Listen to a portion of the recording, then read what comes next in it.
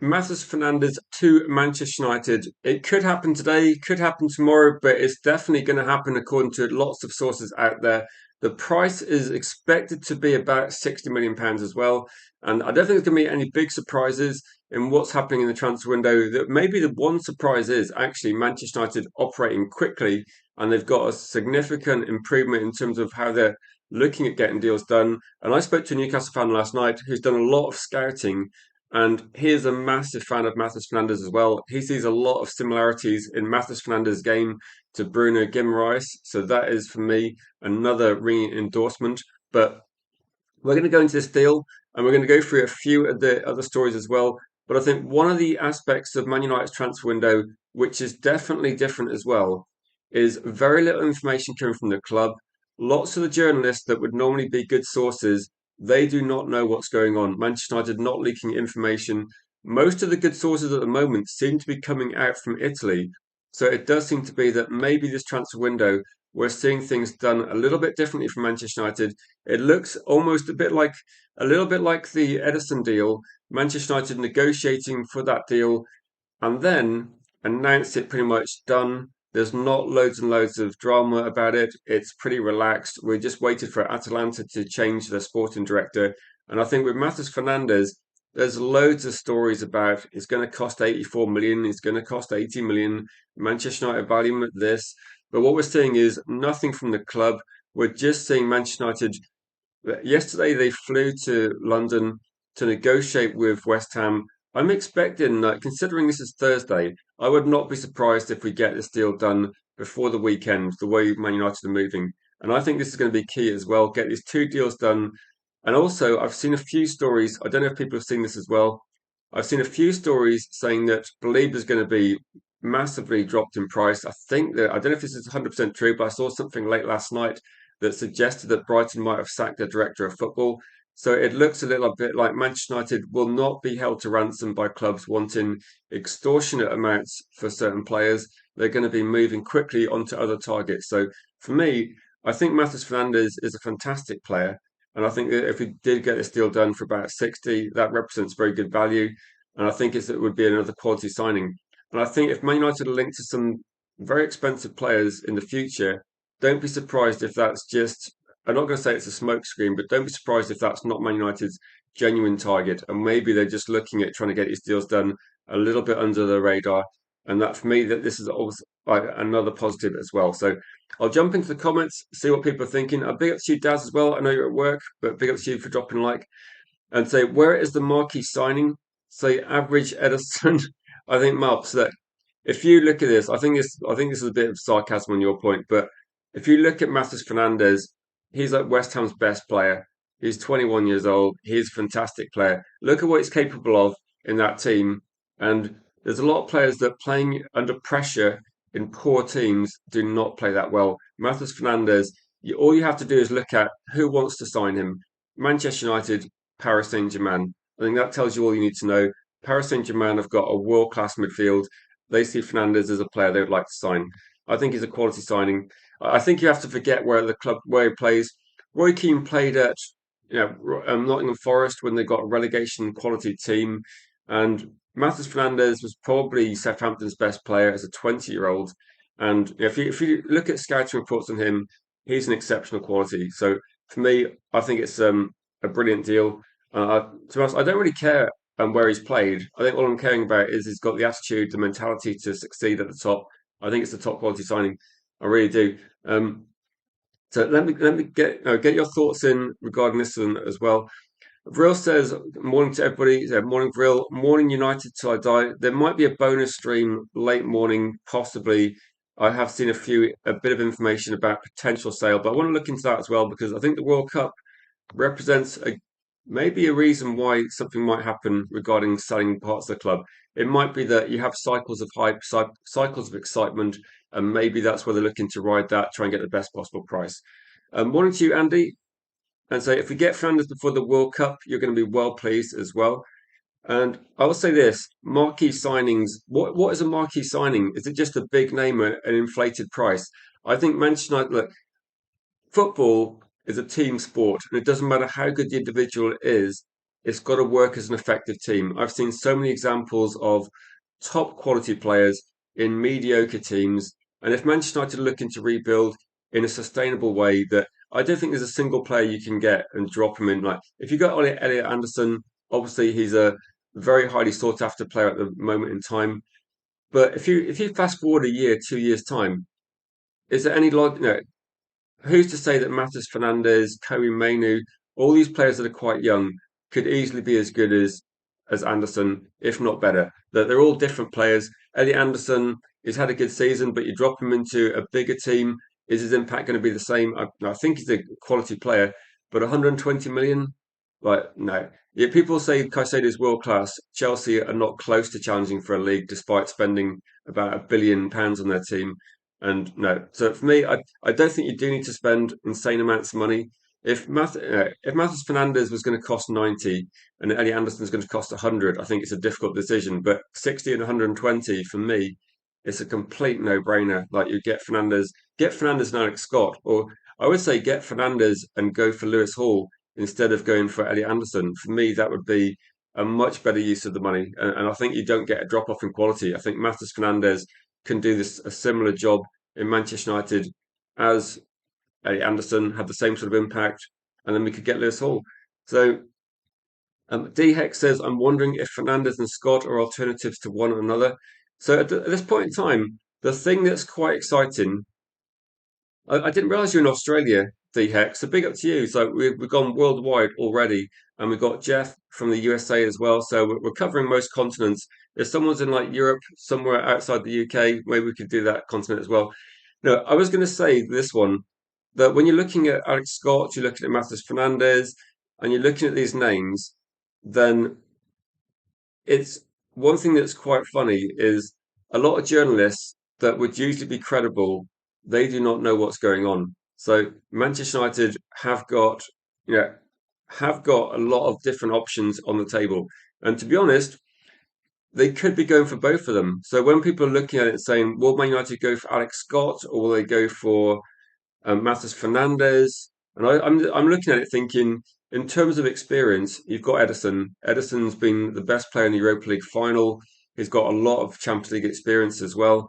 He's going to be an experienced player in and around the squad. It might not always be on the pitch, but he's got that experience around the squad as well, which will be, I think, vital. And if you've got players like Matheus Fernandes, you've got players like Alex Scott, you've got players like Kobe Mainu, potentially, I think Man United have got quite an exciting team there.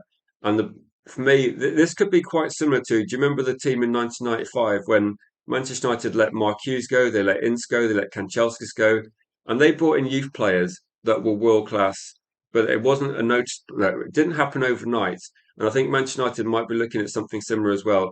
If you get a team that is that young with that amount of ability in, then yeah, we maybe we can mount some sort of challenge in the next couple of years. But I think it feels very, very sustainable for the first time.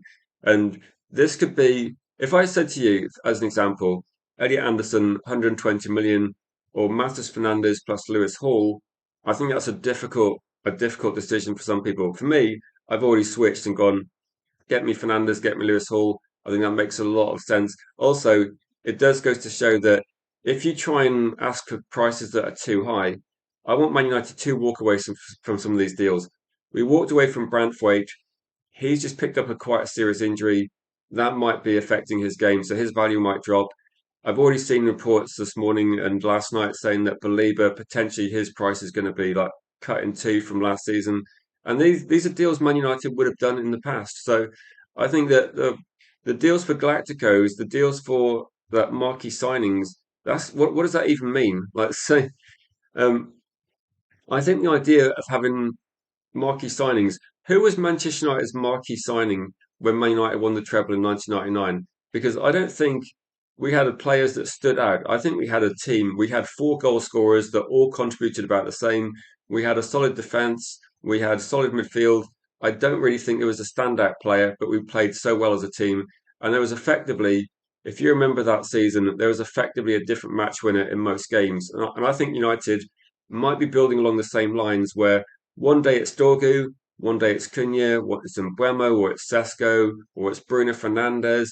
Maybe it could be like MATEUS Fernandes, maybe it could be Alex Scott. There could be a different match winner, a different man of the match every game. And for me, I don't really care. I don't care who scores the goals. I don't really care who's in the first 11. If you've got a squad of players that's capable of putting out different formations, different lineups week in, week out, and having the same results, I think this is a lot better than Man United in the past. I think we've gone down the Galacticos route thinking, let's get one big name and build around him. I don't think that's how you do it in modern football. I don't think you get one big name and build around. I think you go for an effective team. Morning to you, Mark. Good to see you in the chat as well. Yeah, I feel actually a bit more enthusiastic because I did a big stream last night. I don't know if anyone caught the stream where myself and Philip from Toon Tactics TV, and he's very big on scouting. He's looking at loads of players and he's looking at transfers potentially for Newcastle United. And he was incredibly enthusiastic about Matheus Fernandes. He was probably the most enthusiastic fan I've spoken to that's not a Man United fan about about this deal. And when I was speaking to him, he was saying that he sees a lot of attributes in Matheus Fernandes that he sees in Bruno Guimaraes, and he sees a natural leader in the team and someone that's going to be, a phenomenal player in a couple of years, and actually already a very, very good player. But I'll go through a couple of the other angles I've seen. One thing I did see, which I thought Man United fans might appreciate, I think this is just, I don't think, I'm not sure if there's any sort of facts behind this at all, but I'm guessing like the links to the Portuguese national team, they will have definitely spoken at some point. But Bruno Fernandes, apparently, this is again not a credible source, I don't think, but it's been put out there this morning that he's called Matheus Fernandes to push for a move. I don't think Bruno needs to do that. I think Matheus Fernandes already wants to join Man United, and it's just a case of getting the right price. Does anybody care about the price? Just out of interest, because I always say that for me, unless it goes ridiculous, I don't really care too much about prices. I think the last couple of years, I think apart from Agate, I think we got most of the prices probably quite accurate. And this one is saying it's official. Again, a lot of information coming out of Italy has been the most credible. And this source says that Man United preparing, say, 50 plus add-ons. So my guess is always going to be that West Ham want a decent amount of money up front. Like they've got some bills, they've got some things they need to sort out. So I think they definitely need to look at that. And Man United will probably look at add-ons. Like for us, it's better to have add-ons. I think for West Ham, it's probably better to get the money up front. So it could be that we see a negotiation. I'm guessing from Manchester United's point of view, it does seem to be the case that they don't want information to be out there in the public domain too much. So it might be that we don't hear, how you normally have the story of first offer goes in, West Ham reject it or something like that, and then Man United make a second offer. I'm not sure we're going to see that. I think we're going to see the negotiation, and I don't think we're going to see big public bids and refusals or acceptances. I think we're just going to hear, here we go. I think this is going to be one of those deals where, a bit like Edison, it feels like, to be honest, this feels a bit like 1 to 2 days before Edison, where I'm expecting something to happen very soon. That's why I'm saying this could happen tonight. Like this could, if West Ham have got a sensible um, price in mind that Man United are prepared to meet, this could happen like tonight or tomorrow. So this we could be looking at finishing the week. I did say on Monday actually, I said this could be a huge week for Man United, and I was actually thinking we could get 2 deals done because we're not hanging around. We want this. We want this player. We're very serious, and we've done our homework for months on the players we want.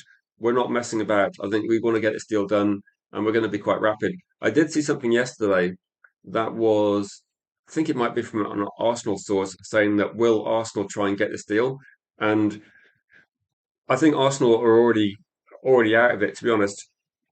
I think Arsenal have got interest in Matheus Fernandes, but Fernandes wants Man United if he's staying in the Premier League. Manchester United are effectively, we're just going there and acting rapidly, and we're going to get this deal done, and it's going to be something that Man United fans will probably be delighted about because it's going to be Man United acting decisively, acting fast, and I think we're going to be saying, "Here we go," very shortly.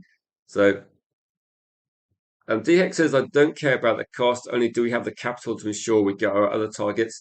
I think we're looking at 100%, like 100%. We're looking at this. So I think Man United have got enough money. because the people the players we're being linked to that are very expensive, we're not going for. And actually, when I was talking to Philip last night on the channel, Philip was saying that he's been doing a bit of research, and actually, I might be going on Toon Tactics TV next Tuesday night. About it's going to be quite late UK time, about 10 p.m. But he's been doing a lot of research into Manchester United's financial situation for that podcast, and he's been very impressed with what's happening in terms of like the wage bill. He's looking at Newcastle sustainability as well, and he's been looking at every single team in the Premier League, looking where they are financially. And he said Manchester United are in a very good position. Like the wage structure is massively improving. So in terms of this, loads of things are happening behind the scenes that we don't talk about. Manchester United repaid about £100 million of debt on, I think, transfers from March to this present time. So behind the scenes, lots of things are happening in terms of like moving money around, making sure Man United are ready. The Rasmus Højlund deal got completed, so that's 38 million in, and the Rasmus Højlund money pretty much paid for Edison already. And we're looking at other players being moved off the books. We've already got Casemiro's salary off the books, which is £80 million per year. And we've got other big salaries going to be off the books, like Sancho's gone as well. So it might be that Mason Mount gets loaned out. And again, that's a big salary. So these deals are going to, it's going to take a little bit of time to get the bad contracts off the books.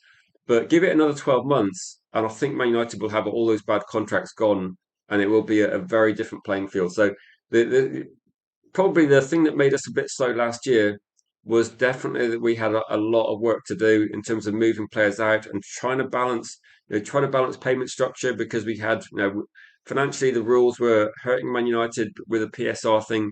That's not going to happen in the future. So actually, we are going to be a lot better off. So I think with this one, DHEX, rest assured, Man United are not operating under the same constraints as they were 12 months ago. Things are improving a lot in terms of the financial situation. Also, if you factor in that Manchester United are making better decisions, this is all going to lead into future years. We're not going to have the problems we had a couple of years ago and last year because like Lamans was a very cheap deal. We don't need to move him on. Compared with Nana, who was like much more expensive and much worse as a football player. And again, like MATEUS Fernandes is going to be levels better than Agate, probably similar sort of money in the transfer fee in the end. It's not going to be massive difference. And Alex Scott could come in. He would be big upgrade on players we bought in the past. So I think there's not a concern regarding money that yeah, I wouldn't say we're out of the woods yet, but we're definitely on the operating table, aren't we? We're definitely doing the surgery. So this is finally happening, isn't it? Man United's transfer strategy has been revolutionised. We're going for players that are up and coming. We're going for the sort of players that Paris Saint-Germain would sign, the sort of players that Real Madrid would sign. So, okay, they're not all going to work out as effectively as you want to sometimes, but we're looking in the right position. Yoro was a Real Madrid target.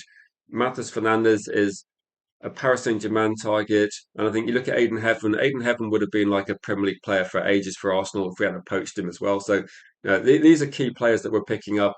And over time, if United keep doing these deals, then I think this is good. If United get Lewis Hall and Matheus Fernandes for the same sort of money that Man City paid for Elliot Anderson, I think we've done better business. I know people love Elliot Anderson, but I think it's actually better business for the football club long term. Like one player does not make the team, and I think United are getting more cost-effective, sensible deals done. I see Man City at the moment definitely throwing money at the squad in the same way we used to do. So we'll have to see what people are thinking. So, are you ready? Ready for more takeover talk? It's coming with members of the Glazer family ready to sell. I did say that I will potentially do like a bonus stream today. Normally I do 1 p.m. I might do something a little bit sooner. And there's a bit of information about this as well. That are we ready to accept 13 million for Rashford? Um, so my quick answer would be for Man United, they might be looking at okay, the difference between like I think with like 30 million or 26 million for Rashford, maybe they are. Maybe they just want to get it wrapped up and finished. And maybe with that one, like it could be this one, it could be United I die. But maybe they're looking at potentially putting. Maybe they look at a clause in the contract that scrapes back that 13 million. So maybe if you sell Rashford for 13 million, then maybe you could put a sell-on clause that just recoups that money in later time. So no, I think with Man United that if we're going to get £26 million for Rashford or £30 million for Rashford, we can put some stipulations in the contract that we get money in the future. So it might be that if Barcelona get him for 13 and then sell him, I don't know, in a few years' time, they could still get money for Rashford. Then maybe we have some stipulation that they have to pay us money in the future. I don't know, but I think for United, there's a way of getting this done which doesn't affect us too much. So I would say for me, just get the deal done. Like Rashford's salary is what 325, something like that. So it's like nearly £20 million a year. So I would say that for United, it might be better off getting the deal done. Like if Rashford's gonna, yeah, this comes down to Rashford really. If he's not going to go anywhere else apart from Barcelona, then maybe that happens. But we'll see. I didn't want that to be the focus of today's stream, but we'll see what happens with this one. I've not covered the Bloomberg article actually, Vicky. I might do that potentially. I was thinking that normally I stream at 1 p.m., so maybe I'll do that. I'll do like a full sale type stream and look at what could happen as well because I want to do a bit of research for that one. So I saw the stories. I just want to have a look at it. But I would say for me, because the World Cup's in the USA, everybody that's to do with football is going to be there. The Glazers are based in Tampa as well. Everyone that's there in terms of like investors, the big money men in football will be around that competition. And also, if you're looking at evaluation, you're looking at hype, this could be quite a good time for Manchester United to actually sell the club or to sell investment. The thing that's actually different, I suppose, is the Glazer ownership is a bit complicated because there's multiple people involved. There's more than one shareholder. There's like some family members want to sell, some don't want to sell. So it could be that some sell, some stay, and some keep it as an investment. But so why you feel like? So I don't know if the Glazers got the energy to stay for a stadium build. I don't know whether they just look at it and think if you get a bit of hype because of the World Cup and the World Cup competition goes well and there's significant interest in football and you see all the money, look at this, look at the prices for tickets at the World Cup. The amount of money being plowed into the game or the amount of money being taken out of like people's pockets going into football might be why the Glazers look at it and go, is this going to be a good time to sell? Like, is it going to be like a cycle where football interest is at an all-time peak? They can get information, they can get significant investment in the club and they can move on. So I think it comes down to like if they're struggling to get dividends and they're not getting as much out of the club as they used to, then maybe it's a good time. So it could just be timing wise as well. But I'll look into that as well and see. You can base it on future predictions, but sometimes there's going to be a bit of hype, isn't it? So it could be that there's a bit of hype as well. But I'll look into that in a bit more detail at some point.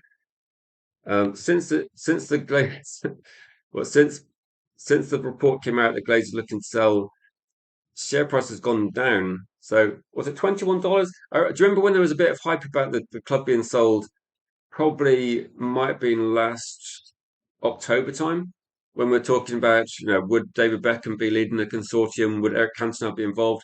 I think the share price at that time was about $16, and so it rose quite a lot on the basis of that interest. So the fact it's actually $21 is definitely it's definitely been going up for quite a while. So I don't know if I'd be overly worried about short to like 5% over the last 5 days, but maybe something's happening we don't know about. So I mean, when the share price changes significantly in one way or the other, maybe something's going to happen as well. I would say Saturday's not exactly doing a good job with Newcastle. I think there's like multiple rules in football which make it very difficult for certain clubs. The rules the rules that's going to start benefiting us now because you've got this how do you call it? I think it's like squad cost ratio. So the amount of money that Manchester United can spend is linked to their turnover, and we've got a significant advantage because our turnover is so big. So if you look at the situation that Newcastle have got, I was talking to Philip last night, and when we are doing the stream talking about Manchester United targets, and we're talking about Lewis Hall, and he was talking about Newcastle situation, and they were effectively forced to sell Elliot Anderson for 35 million. And he was saying they were pretty much forced to do that deal because if they didn't do that deal and balance the books, they were going to be facing a points deduction. So it got very serious for Newcastle, and these financial rules have stopped them doing what they want to do. The difference for Man United is Manchester United can spend a lot of money because our turnover is about double Newcastle's turnover. So if you imagine that the amount of money Newcastle can spend, we can spend effectively double. But now we announced a shirt sponsor, didn't we, for a training kit that's £20 million. That is quite similar in value to Aston Villa's main shirt sponsor. And we were getting Chevrolet to pay us like 55 million a year. We're getting Adidas to pay us like 90 to 100 million pounds a year. So, you know, if someone came in, like I think Man United do not need a cash injection from the Saudis. Manchester United has its own money. We just need to make better decisions. And I think we're already making better decisions in like looking at MATEUS Fernandes, looking at the other players we signed, Aiden Heaven, Dorgu, etc.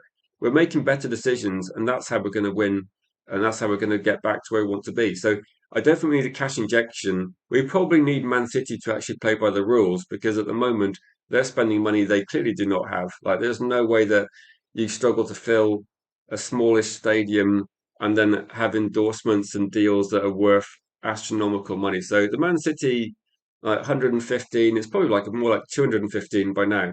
So that's clearly changed things. If they clamp down on the rules, if they actually, if every club played by the rules, Manchester United and Liverpool would probably be spending the most money in the Premier League. And you'd imagine that Arsenal could be third in that list as well. So, yeah, I don't think Man United need the Saudi money, but it could be that it's about getting rid of the Glazers, and the Glazers are more incompetent than anything. I think that's probably what I'm thinking.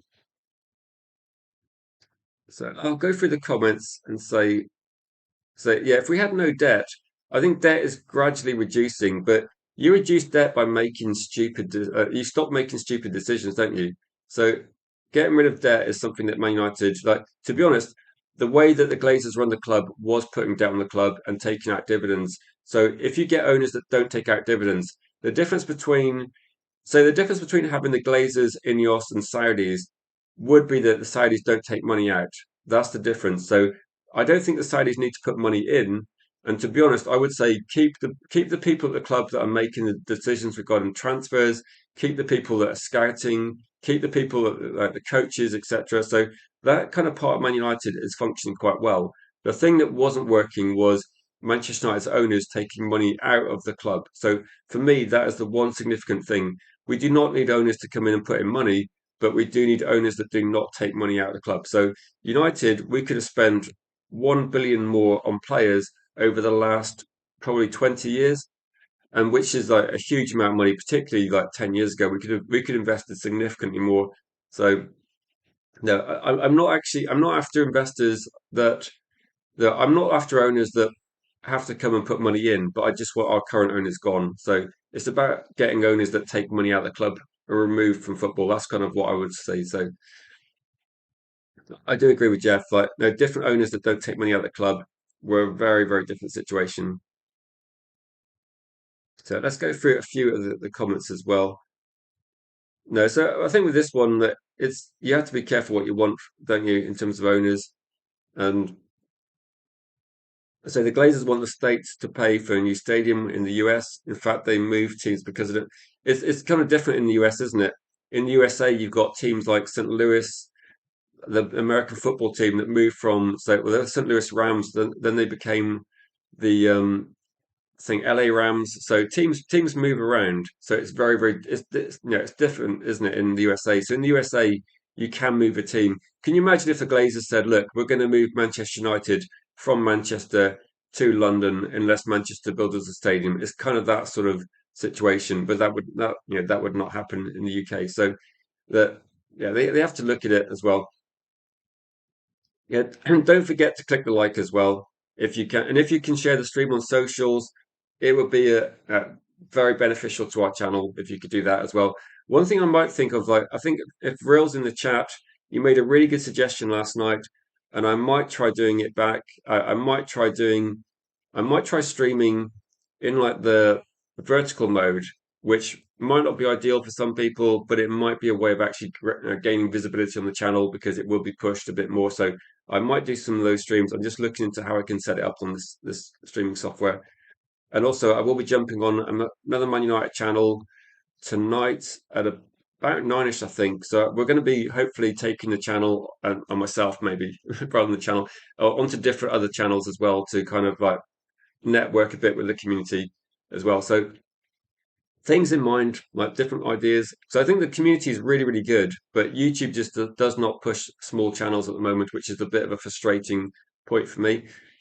United Side Dice says around about, so you got 1.3 billion net has been spent since Alex Ferguson retired, and a lot of that was a waste of money on players. Exactly. I think Manchester United have spent money, but we spent it badly. See, if you factor in that Man United, there's two factors here.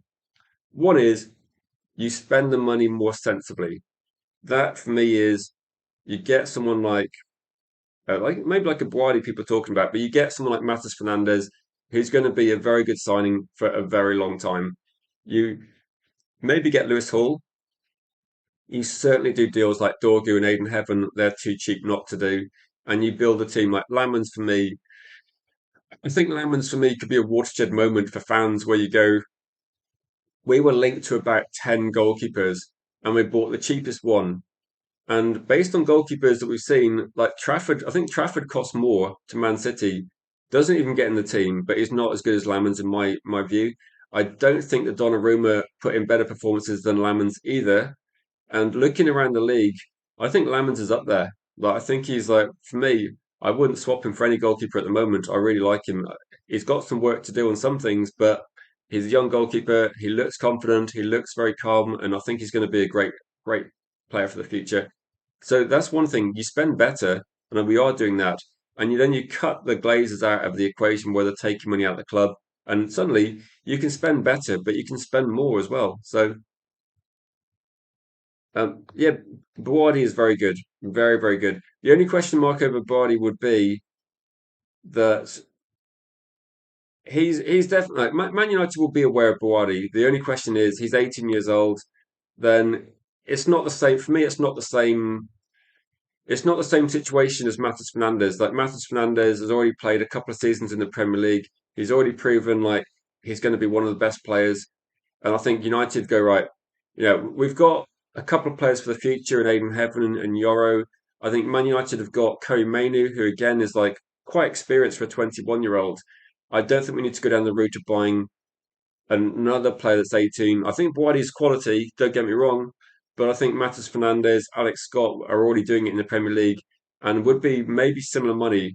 Like the Boadi deal now, I think he's going to be potentially like 40 million, something like that. And I think for a bit more, you get a player that's already played in the Premier League for 2 years. It's kind of a no-brainer. So no, it's for me, it's very, very sensible. So let me go through a few of the chat comments as well. BLT Rob always United as well. Yeah, no, fair play fair play to Jeff in the chat. It's very very early in Texas, isn't it? Very very early. I'm never up. To be honest, actually, I'm probably more likely to stay up that late than I am to get up that early. That makes sense.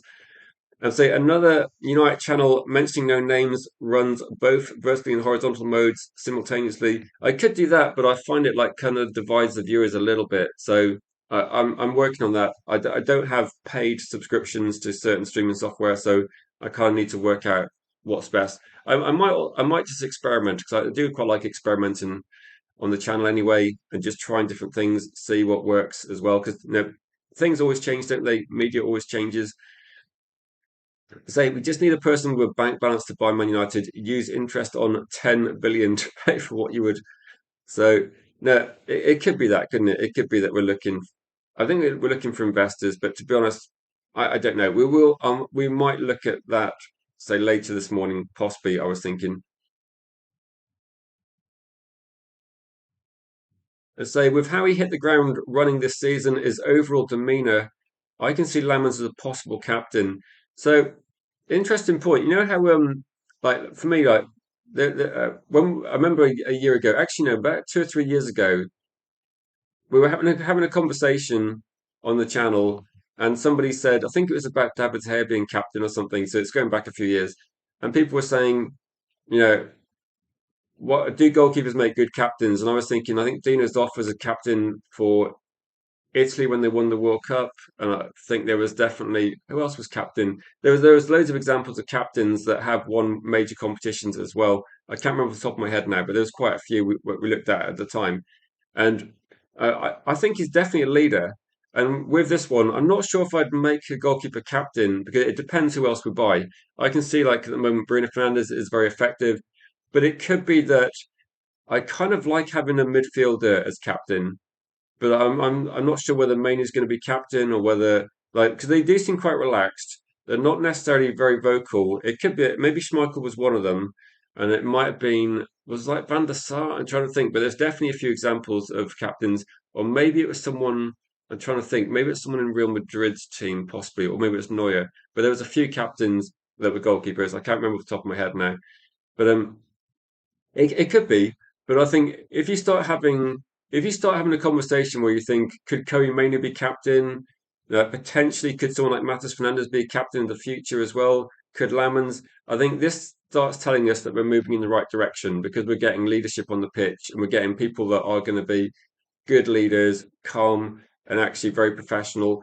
And this reminds me of like Man United at one point we had Steve Bruce who like went on to be a manager. We had Brian Robson, who went on to be a manager. Mark Hughes went on to be a manager, and like the list goes on. Like Roy Keane was a manager as well, and you have all these players that come through the team.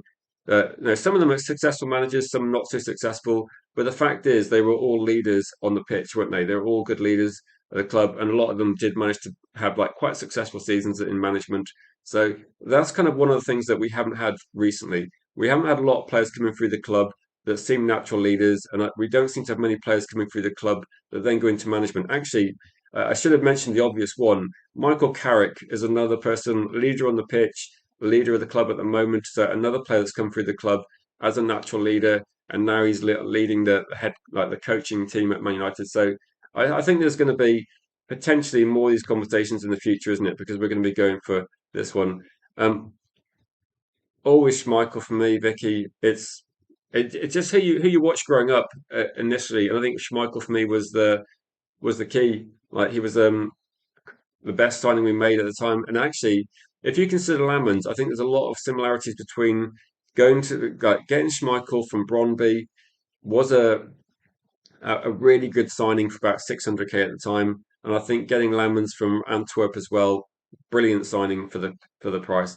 Van der Sar was top quality, wasn't he? Van der Sar was obviously world class when we got him, so I think he was definitely there. So Steve Grizovic, like Coventry City, that's going back a bit, Genghis, but I remember them winning the FA Cup in what 87. But to be honest, I wasn't paying too much attention to. I don't even know. Was he captain? I'm not even sure. I'm not sure. Schmeichel was like the perfect player in the 90s. I think all action, fast, distribution, throwing amazing, and start off counter. Yeah, he was the right player for the right time. I think Lamans at the moment is the right player for Man United. He's calm. He's assured. I think also I can see the partnerships developing between Yoro. You got Aiden Heaven. You got young, exciting centre backs. You got a young goalkeeper. That could be like a part of our back five for years to come. And so no, get Lewis Hall in there as well, and we could have like one of the youngest defenses in the league, couldn't we? We could have Lamans. Look at like I said, you got Hall in there as well with Yoro, Aiden Heaven. So no, if we had like a back four where three of them are 21 years or younger, that would be ridiculous, wouldn't it? But I think Lewis Hall would be potentially the next deal. That's what I'm thinking as well. Van der Sar had a record. What was it? I think it was minutes with. I think it was clean sheets or minutes without a goal or something like that. So there was a record for Van der Sar. I can't remember how much it was, but it was like amount of minutes since conceding a goal. I mean, obviously, like if you're looking at it like for like record, but Van der Sar played behind probably the best defence in world football at the time. You got Rio Ferdinand, you got Vidic, you got Evra, Gary Neville. That was a top quality defence. I think that, to be honest, like the Schmeichel one, he played in front of a defence that wasn't as good, but for me it was a bit more exciting. So again, Schmeichel was my like favourite, but again, yeah, to be honest, yeah, I forget he joined that small club. To be honest, but no, it depends. It's different for different people, isn't it? I think Schmeichel was the goalkeeper when I was in school. Some of my friends were buying goalkeeping shirts because of Schmeichel. It was like something I'd not seen before. I say real presence, noisy. Yeah, they're different people, aren't they? Schmeichel was noisy. He was a noisy shouter that used to argue with Roy Keane, and I would say Van der Sar was a calmer presence, wasn't he? Like really calm. Yeah, maybe Lamens might be more similar to Van der Sar in that respect, to be honest. So Van der Sar holds the record for longest streak without conceding a league goal. Was it? Yeah, I knew it was like a crazy number. Do you remember when I think Arsenal hadn't conceded the goal for like 500 minutes or something, and they started comparing themselves to Man United's team in was it 2008 where they did that record? I can't remember the exact year, but yeah, that's the one where it's ridiculous, isn't it? Ridiculous. I don't know what the second longest one is. So David Bailey, that's probably what years was that? That might be that's kind of stretching my memory a bit. I'm trying to think when Bailey was playing, but that was it. Big up to you, Clive. So I was thinking of doing a poll, and I'm gonna maybe what I'll do is I'll just put it in the comments and see what people think. Okay, so I'm gonna put in a suggestion of two deals. One is going to be one you definitely want to do, and one is going to be one that I think is also a very good deal. And let's see what you think. So best deal for United, I'm going to give you two deals. Okay, so best deal for United, and we're going to have because it's going to be maybe the same sort of price, and you can pick which one you think. So I've talked about it about 10 minutes ago. I'm thinking if the price works. Let's see. So yeah, I'm trying to think. Yeah, it could be like deal or no deal. It's not deal or no deal exactly. I'm thinking, does the price work? So let's see. Right, you've got an option. Best deal for Manchester United. And given the cost, I'm making the assumption here that the price valuation of Ellie Anderson, people are saying that would it be 110, 120, okay? And I'm saying, look, if we can get Matheus Fernandes done for maybe 55 plus add-ons, maybe 60, and we're looking at potentially a deal for Lewis Hall, which might be. And I was talking to when I was talking to Philip last night, trying to find out what sort of price it would cost. If Manchester United want to get Lewis Hall, they have to be very very quick on this one because if Livramento goes to Arsenal, they're not going to be selling. So I don't think Newcastle want to sell Lewis Hall. I don't think they really want to sell a lot of their players, but what they're looking at is they will accept an offer if it's good enough.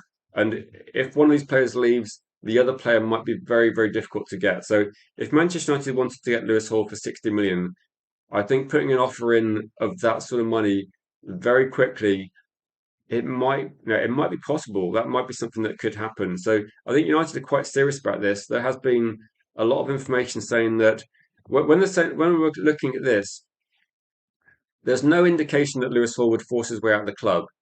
But if Manchester United came knocking, offering Champions League football, and potentially like Luke Shaw's towards the end of his Man United career, potentially being the left back for Manchester United for the next 8, 10 years, I think it would definitely happen if Man United can meet the valuation Newcastle want. So no one knows 100% what the valuation would be, but I think around 60 gets that deal done. So I think Matheus Fernandes around about 60 gets that deal done. And assuming that Elliot Anderson would cost about 120, again, that's going by the valuation. I would say for me, what would be your preferred deal? So I know some people in the comments that I can't speak for everybody, but I know some people would say get the best possible player. And if you think Elliot Anderson is a must sign, that you've got to, if you think he's going to be the best midfielder in the Premier League for like 5 years or so, then I can see your argument. I'm actually starting to move away from that, thinking for me personally, I would go for Matheus Fernandes and Lewis Hall. I think we get a quality left back, which would be really important for the future.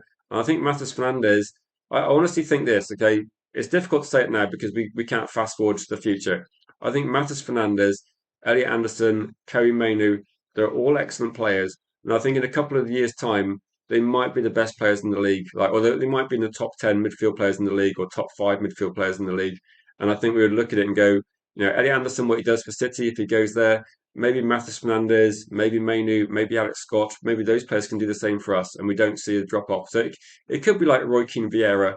I think Roy Keane for me edged it. I think he was a better player overall. But lots of people would say that Vieira's a World Cup winner. He's an elite player in his own right. But maybe for Man United, maybe like they can have their Vieira, we can have our Roy Keane, and we can still beat them. So they can have Eddie Anderson, we can have Matheus Fernandes, and maybe actually we can still win the league in a couple of years' time. So I feel quite relaxed about it overall.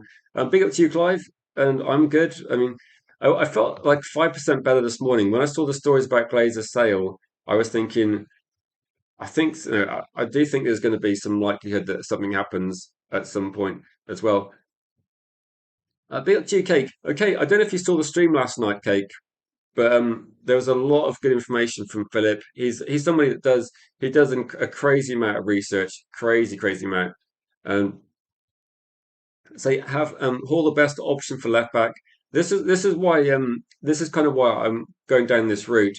When I look at left backs out there, and there's a reasonable amount. You can look at Kadioglu, who I do like a lot. You can look at Truffert. You can look at Juve, that's just been relegated to West Ham as well. I just think if I had to go to Newcastle and pick one player to sign, as much as I like Tonali, I would probably go to Lewis Hall because I think there's lots of other midfielders on the table, and I don't think the difference between Tonali, Fernandez, Bruno Guimaraes, I think you can get one or the other. For Cake, I don't know if you saw it at this point last night, but Philip was saying that he sees loads of similarities between Bruno G at Newcastle and Matheus Fernandes. And actually, Matheus Fernandes is a player he would love to get into Newcastle. If Bruno Guimaraes left, I said this, like if Bruno Guimaraes left and Tonali left, who do you replace them with? And he said if Bruno Guimaraes left, he would be looking at all over the Matheus Fernandes deal. That would be the key player. So I think most people would see, and most people here would say Bruno Guimaraes is probably Newcastle's best midfielder. And a lot of people would be going, yeah, let's can we get him? Forget about the age, forget about this. And he said that for us, he was actually impressed with Man United's transfer strategy. So Philip is somebody that looks at transfers loads. He does loads of research. There's actually a few scouts as well. I have seen a few. There's a few scouts, and there's a guy that used to be a professional scout. He's maybe based in the northeast, but now he does like a lot of scouting reports and posts them online for fun because it's just his hobby and his interest. And so Philip's using like some of that information as well. And looking at the information, looking at scouting reports and things, is that Manchester United are actually starting to do deals now where professional scouts are looking at it and thinking, Man United are actually finally looking in the right areas, finally getting their act together. So it's going to take a bit of acceptance for fans, but I think what we're seeing here is, Man United are actually scouting way better as well. Juve, I think Juve puts in good crosses. I think Juve's a good player, but I think Lewis Hall for me is like the best option at the moment. Like for me, the best option. So looking at this, who had a release clause? I just looking. Why aren't we going for Dumfries for 20 million? Um, Was Dumfries more of a wing back? Are we looking at someone that's maybe more attacking and not quite so good defensively? It could be that one, but I think United have got some reasons. Is Dumfries also about 28? Like, I mean, I haven't looked at Dumfries for ages, so some of these things they might not be 100% accurate. But I thought Dumfries was a bit older than the current Man United profile we're looking at, and that could be possibly a reason. So I think that could be, yes, that could be a factor. So Dumfries has signed for Real Madrid, says Yali. There must be some reasons why we weren't looking at him seriously. Like he was being linked by a lot of fans, but we didn't really look at him seriously. I think it might be a combination of age, could be a combination of player profile. I think we are looking generally. There's lots of good players, late 20s, but we're not looking at those sort of players, are we? Yeah, I think it's age. So with Dumfries, I think forget the quality of the player. Manchester United are looking at something that we're looking at a project that will be sustainable for years, aren't we? So once we get this, I was joking earlier on, and I saw the comment saying about open heart surgery. I think Manchester United are at the moment on the operating table, and when this is finished, I think it's going to probably be this summer transfer window hopefully something next January, and then the following transfer window in the summer. I think that will be the situation where Man United will maybe have a finished or a close to finished squad, but the squad will be quite young, and it will be then that will be the stage where if we do see like a big signing or an expensive signing which we think will fit incredibly well, that's when we can maybe go for that sort of deal. So, but we'll have a very sustainable base. Kate says the important thing is that United are actually proactive, and we moved early for Edison, which is encouraging. Yeah, we're moving very early for this as well. I mean, I don't think when Man United fans have been happy with Canate. I wasn't majorly impressed with Liverpool's defence this season. So I don't know. Maybe when we played Liverpool in the first game, Canate had a bit of a I don't know a bit of a average game. So I don't know. I don't know. To be honest, I would say that Dumfries and Canate, I'm not worried about. For me, they're not the sort of signings I want to make anyway. So interesting ones, but I think Man United's targets are actually better than those players. So we'll have to see. Obviously, with Real Madrid, that you've got so many good players in front of those players. I mean, how much work does Real Madrid's defense have to do in most games? Probably not loads as well. Say 30. Yeah, I think that it's the age, isn't it? To be honest, I wouldn't be signing 30-year-olds anyway. The reason why is not that he's going to be bad. The question is going to be if you sign a 30-year-old and then your other defenders are 21, 22. I just think that like you know by the time the other players are in their prime, then he's going to be like 32, 33, and you're going to be looking at who you're going to replace him with. So I think it's just a bit too short term with Dumfries. A good player that he is, but I just don't think for Man United it makes a lot of sense, to be honest.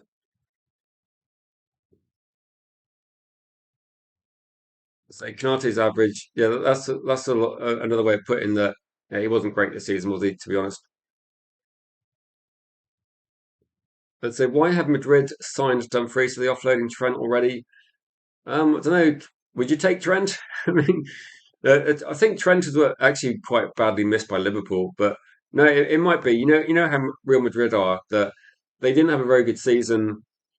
There will be like some players moving on. That it might not be the reason why the season was poor, but Real Madrid like a scapegoat, don't they? So I think it could be.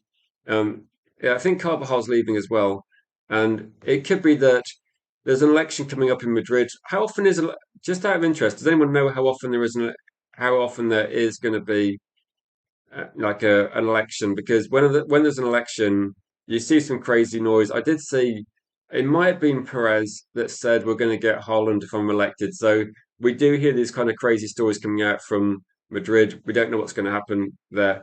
I mean, it seems they don't want Dallo, which so there was that sort of story being pushed around as well. So there's potential. I don't think Real Madrid are in for any targets that we're looking at. Apart from, I did see a story yesterday which people might have caught, and it was oh, it's his opponent. So his opponent said if he gets elected, he's going to sign Haaland. Man City said this is nonsense, but it's just goes to show what's been put out there.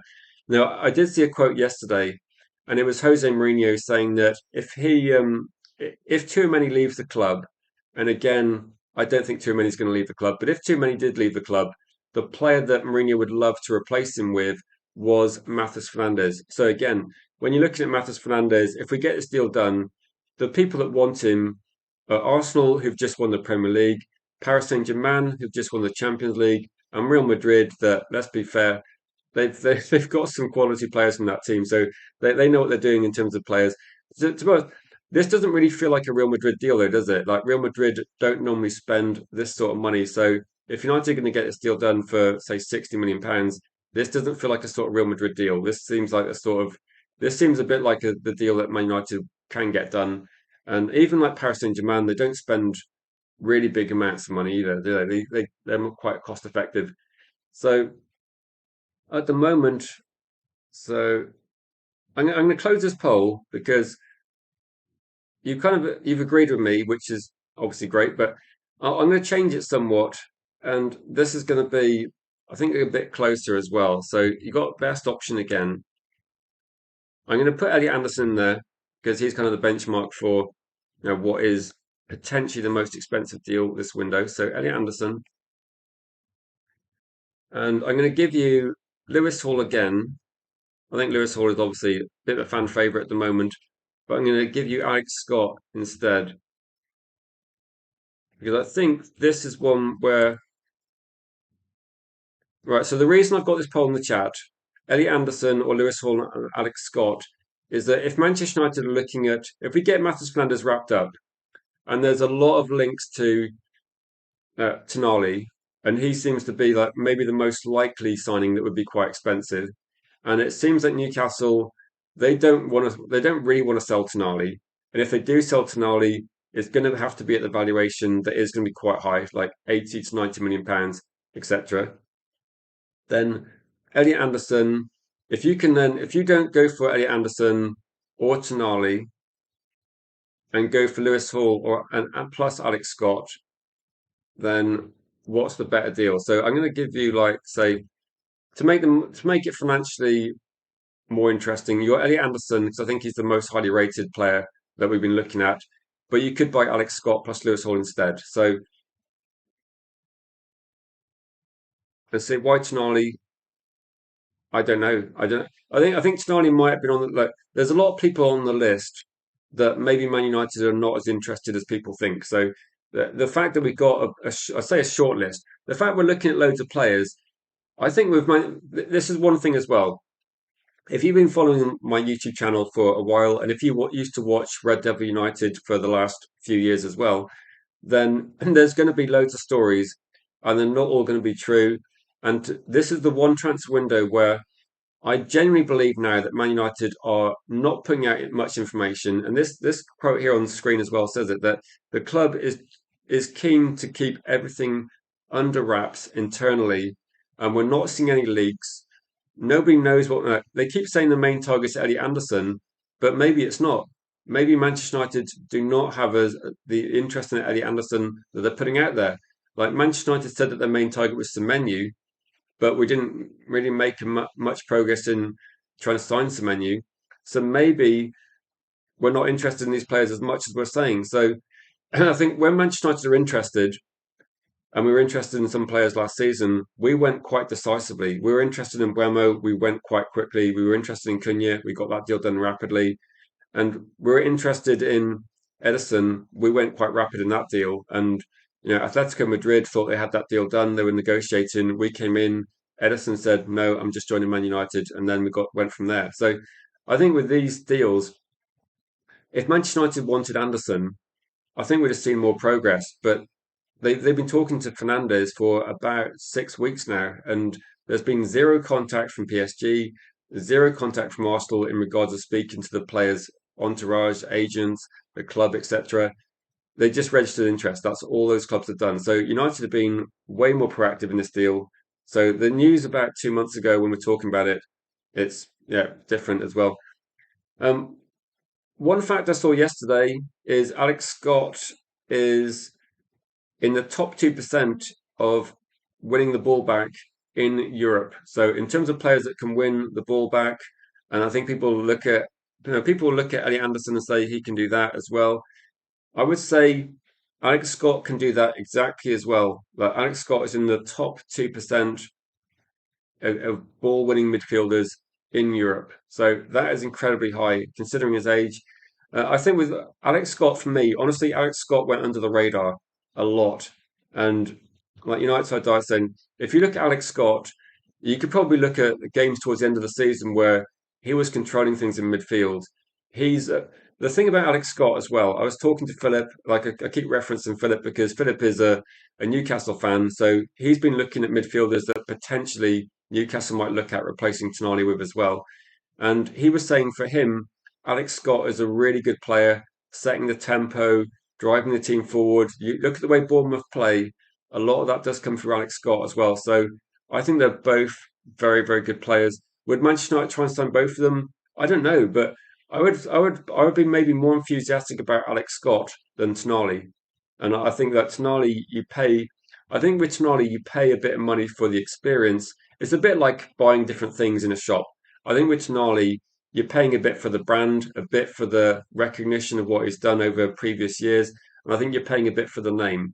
I think with Alex Scott, You don't have the name at the moment. Like I think he's on the radar of top teams because he's playing very well, and I think you get a bit of value in that deal. I think you can get if you can get Alex Scott for 50, 55, even like maybe 60 million. I think it's actually a better deal than getting Tonali for 80 to 90. So I don't think tonight's possible to get for less than 80.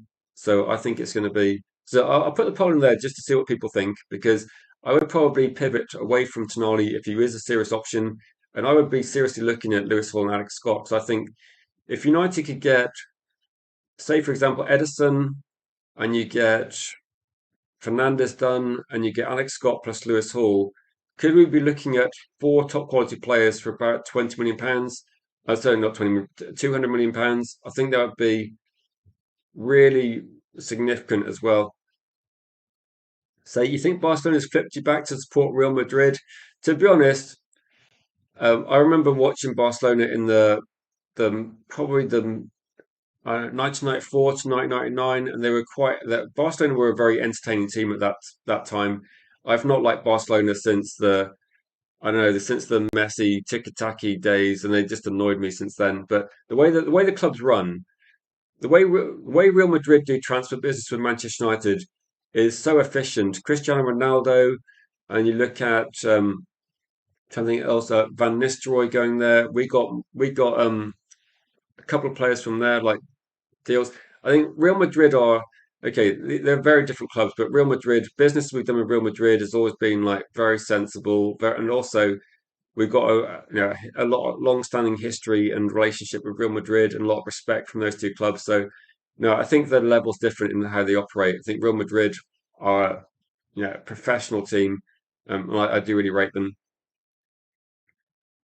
Yeah, but believe it has ended. Believe it has ended. So, big up to you, Neil, in the chat. I'm going to have to wrap up in a second. I just want to go through the poll with this one. So, okay, Man United fans, we seem to be on the same page on this channel. So, a lot of us are starting to look at some of the big money signings and thinking, actually, there's better value. Okay, there's still a few votes for Eddie Anderson, but I think in terms of like cost effectiveness, Lewis Hall plus Alex Scott these deals that are beneficial for the team overall are the future, I think, for Man United. Then, guys, I might be back. I might be back slightly earlier than 1 p.m. I might have a look.